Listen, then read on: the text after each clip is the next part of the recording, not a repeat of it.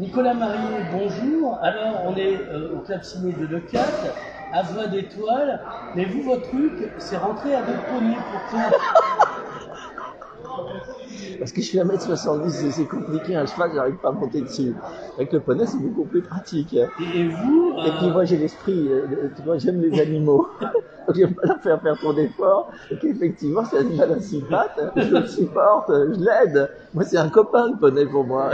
C'est pas une bestiole qui me sert pour marcher. Non, non, pas du tout. C'est moi qui transporte. En fait, c'est moi qui vais promener le poney.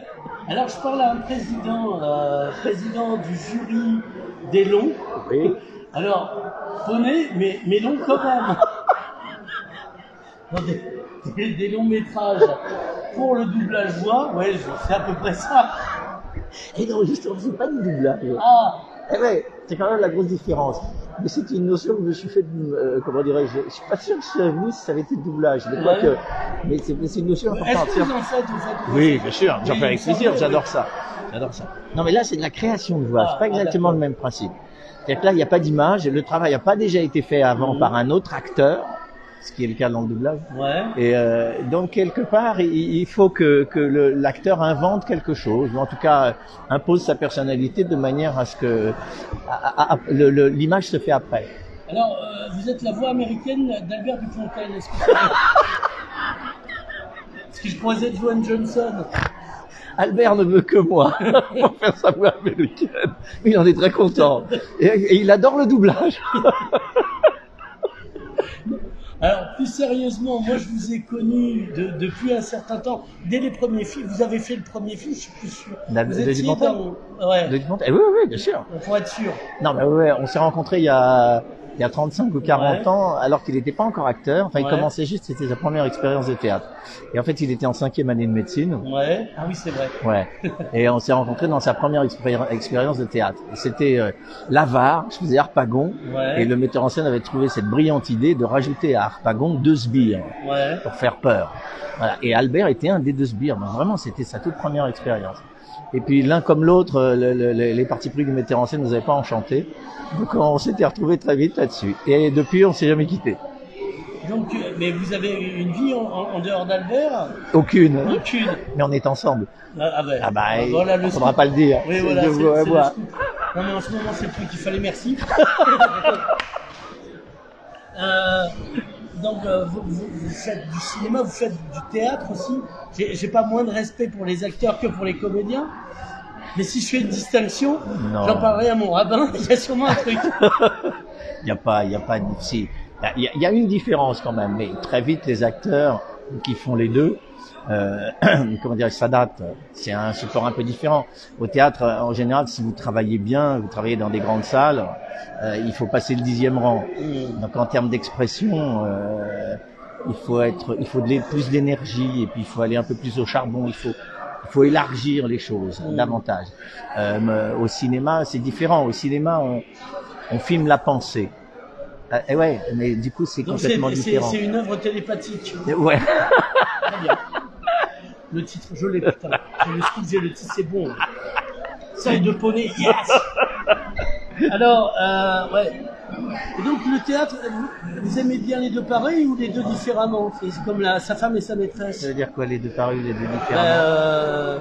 Le théâtre, c'est pas la même chose que le cinéma aussi, enfin, de votre point de vue. Non, parce que j'ai eu une discussion avec Laurent Terzieff il y a très longtemps, j'ai eu cette chance, et lui, il m'a dit qu'il faisait le distinguo, comme on dit. Oui, mais il a raison de faire le distinguo. Ouais. Au théâtre, vous commencez, vous finissez l'histoire. Au cinéma, vous faites à chaque fois un petit bout, et en plus, vous faites tout ça, cette espèce de grand puzzle, vous le faites dans le désordre. C'est pas le même souffle, c'est pas le même parcours. Théâtre, c'est souvent, allez, on va dire un marathon. Et vous n'avez pas droit à l'erreur. Ou si vous avez droit à l'erreur, quand vous faites une erreur, il faut vous démerder pour la rattraper. Au cinéma, si vous faites une connerie, on coupe et puis on reprend. C'est pas du tout le même travail. Mais encore une fois, il y a quand même un lien entre les deux. C'est le jeu. Point. C'est la comédie. Et j'allais dire, vous préférez votre papa ou votre maman, non? Finalement. Non, moi j'ai pas de préférence avec ça. Ça va. Non, les sensations au théâtre sont quand même un peu particulières, sont différentes de celles du cinéma. Mais encore une fois, elles sont différentes, elles sont pas, elles sont différentes. quand on est un jeune acteur, on a envie du théâtre. Beaucoup. Parce qu'il y a une relation avec le public qui est quand même très particulière. Puis on muscle son jeu. Ouais, aussi. Mais c'est pas forcément mieux, hein. Parce qu'au contraire, justement, le fait de muscler le jeu, après, quand on revient sur quelque chose de plus épure, au cinéma, il y en a quelques-uns qui ont du mal à passer du théâtre au cinéma. Mais encore une fois, c'est pas avec le temps, on finit par comprendre. Moi, je vois des acteurs américains que j'adore. Kevin Spacey, Tommy Lee Jones, Daniel Craig, enfin, qui est anglais pour le coup. En fait, mais pourquoi je les préférais? Parce qu'il y avait une densité qu'apporte l'acteur de théâtre, je trouve. C'est possible. C'est possible. Mais vous savez, encore une fois, on a nous des acteurs français qui sont des très grands acteurs, qui n'ont jamais fait de théâtre. Hein, ça les a pas gênés. Non, c'est dégueulasse. Retour. Non, mais voilà, par exemple, un acteur qui mêle très bien l'un et l'autre, en étant une star aussi bien au théâtre qu'au un cinéma. acteur sans la plainte du théâtre, c'est que vous connaissez, que vous aimez bien, que vous pourriez et que ça gêne pas, si j'ose dire. Sans l'appendice du théâtre? Oui. C'est-à-dire un acteur qui a pratiquement pas fait de théâtre? Voilà. Que vous trouvez vraiment très bon? Bah, il y avait Delon. D'accord. Delon, à l'époque, Delon, il est venu au théâtre très tard. Ça me posait une colle. Ouais, vous me posez une colle. Mais si je cherche un peu, si je regarde un peu, je vais les trouver. Mais on s'en fout, surtout. Non, mais c'est intéressant. Factuellement. Non, mais attends, il faudrait. Non, mais il faut que je les trouve. Je réfléchisse à ça un peu et je vais les trouver. Je suis pas sûr que Jean Dujardin en ait fait tant que ça du théâtre. Il me semble pas non plus. Je suis pas sûr. Donc, mais encore une fois, c'est pas ça a pas de ça. Oui. Alors pour reviendre sur le coup du machin, je vous disais aussi un autre truc. C'est quelqu'un qui vous attend pour un autographe. Il pense que vous êtes la voix des Simpsons. Ce n'est pas la voix des. Non, il faut arrêter avec ça. Ce n'est pas Philippe Pétieux. Je suis avec toi dans 3 minutes. D'accord. Et donc, on parlait de bons. Est-ce que vous avez eu un film en jeune premier récemment? Pourquoi vous dites ça? Non, vous trouvez que j'ai une tranche de jeune premier? Ça vous irait bien aussi. Non, mais moi j'aimais pas ça du tout. Non. Non, quand j'étais jeune acteur, j'étais un beau gars et faire les jeunes premiers, ça m'emmerdait souverainement. C'est à partir de 30 ans, en tout cas à l'image, et même au théâtre aussi, où le visage commence à changer, etc., que les gens se font une image différente de vous et ils se mettaient ça correspondait davantage à ce qu'ils me demandaient non plus à l'apparence que je transmettais, mais à l'imaginaire que j'avais dans ma tête. Et c'est à partir de ce moment-là que j'ai commencé à faire des choses différentes et des choses plus sympas. Alors on avait une discussion tantôt, et je parle pas de poney, c'était sur les seconds rôles. Et grâce à Dupontel, vous êtes un second rôle qui pourrait avoir son spin-off. Genre Better Call Nicolas Marié, quoi. Si vous le dites. Parce que on se revoyait avec François Viette, c'est lui qui nous avait retrouvé ça, et Jérôme Quaretti, la séquence dans 9 mois ferme de l'avocat. C'est dément. Bon, on parle pas de l'aveugle, il me semble que vous avez eu un prix. Oui, j'ai une queue de Mickey. Oui. Voilà. J'ai eu un César. Un César pour. Diable, le nom m'échappe. Adieu les cons. Adieu les cons. J'ai vu juste avant que le cinéma soit confiné, donc c'est un beau souvenir. Et même vous êtes dans ce film qui est pas directement du petit. C'est Dupontel adapté d'un roman qui se passe après la guerre 14. Ah non, mais j'y suis pas dedans. Ah ben vous voyez, j'avais tellement l'adaptation de Le Maître. Voilà, c'est ça. Au revoir là-haut. Ouais. Ah non, c'est le seul film que j'ai pas fait. Ah c'est. Non, mais parce que j'étais sur une série, je crois à l'époque, qui s'appelait Les Hommes de l'ombre. Ouais. Avec Carole Bouquet, avec Volkovitch. Et on n'a pas pu trouver une date. C'est bizarre, j'ai eu l'impression de vous voir comme ça. Non. Vous êtes une persistance rétinienne. C'est faux, hein. Alors par contre, vous étiez dans Enfermé dehors. Oui, bien sûr. Rassurez-moi. Oui. Ah oui, dans Enfermé dehors, je faisais le méchant type il l'enlevait, je sais plus exactement si c'est un directeur, c'était un gros con, ce que j'adore faire. Et c'est ça, oui, bien sûr. Mais moi, je les ai tous faits, les siens. Même son tout premier, qui était un court-métrage, qui s'appelait Désiré. Ouais, on va commencer ensemble. Non, mais moi je trouve ça fascinant. J'allais dire, on aimerait plus vous voir, ou alors que vous soyez clonés, parce que il y a l'énergie, une espèce de joie de vivre qui est transmise, même quand vous ne voyez pas sourire dans la salle. Écoutez, très bien. Donc, alors, le prix, vous n'allez pas nous le donner parce que vous n'avez pas encore décidé, ou c'est déjà acheté? J'ai déjà acheté, oui. Ils m'ont acheté. Bah, j'ai demandé cher, hein, quand même. Mais écoutez, ils ont été très gentils. Ils ont glissé Qu'est-ce que vous avez vu de beau, par contre? Qu'est-ce qui vous a plu? Les Cinq-Longs, ils sont très différents les uns des autres. Et l'éventail du public qui est touché aussi. Moi, je m'attendais à un film d'animation, j'étais un peu couillon parce qu'il y a eu Persépolis, il y a eu les alouettes c'est pas les alouettes, les hirondelles de Kaboul, il y a tous ces films-là qui étaient des films forts, qui n'étaient pas du tout destinés aux enfants, mais qui restaient des films d'animation. Et finalement, dans la programmation, l'éventail public est large. Ça peut être pour les très jeunes enfants, mais ça peut être aussi pour les adultes, très adultes même. Oui. Non, on parlera pas de plus adultes que très adultes. Non, mais il y a les secrets de mon père. Il y a des créations aussi. Il y a les secrets de mon père, qui est un film quand même très qui traite de sujets puisqu'il s'agit de la Shoah là en l'occurrence. C'est un film lourd, compliqué et qui n'est pas visible par tous les petits quand même. Oui, ça peut. Non, faut faire attention. Oui. Non, il y a. Justement, alors, il faut beaucoup d'explications autour. Non, mais voilà. Mais parce que si j'ai bien compris, l'idée de la réalisatrice, c'était d'essayer de trouver un moyen, de trouver un tremplin pour en parler avec les plus jeunes. Il n'en reste pas moins que tu peux pas en parler avec les enfants. Il y a eu Joseph Joseph Bartoli dans les camps qui est sorti après la retirade, etc. La vie dans les camps. Alors je laisse notamment sur la retirade qui est pareil, qui est très lourd parce qu'on rit pas tous les jours. Non, oui, absolument. Et c'est pareil, c'est pas mal. Ça permet de toucher à notre public. Ouais. Et je suis content que l'histoire puisse se transmettre via l'animation. Bien sûr. Alors, donc de quoi vous causez? Oui, non. Alors.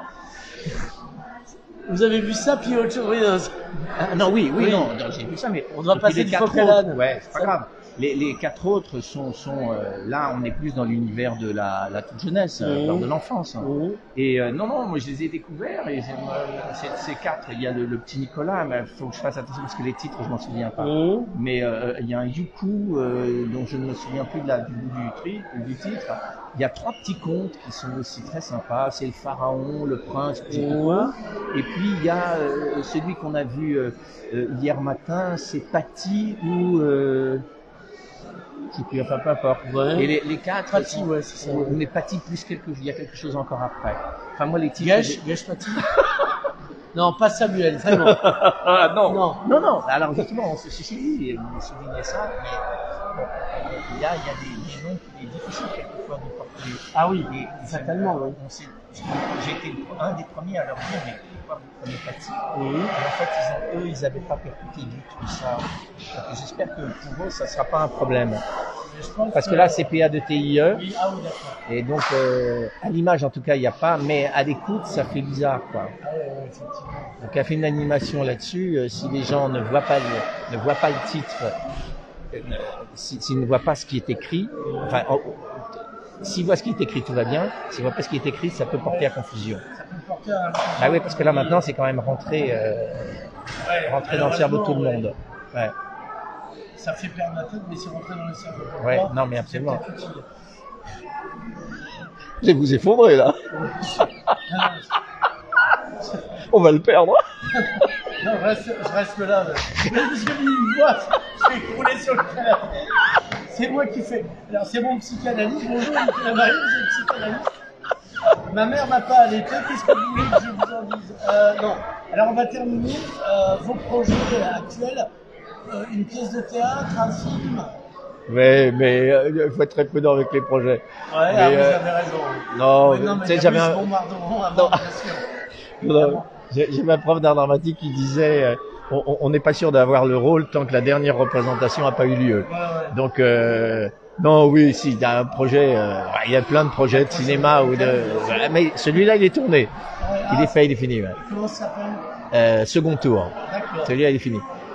Non, il y en a d'autres. Mais j'ai fait un très mauvais Covid, donc j'ai décidé cet été, et j'ai décidé d'arrêter tous les tournages jusqu'en janvier. Et en janvier, je me redéciderai de savoir si enfin en décembre, je vais décider de savoir si je peux y aller ou pas.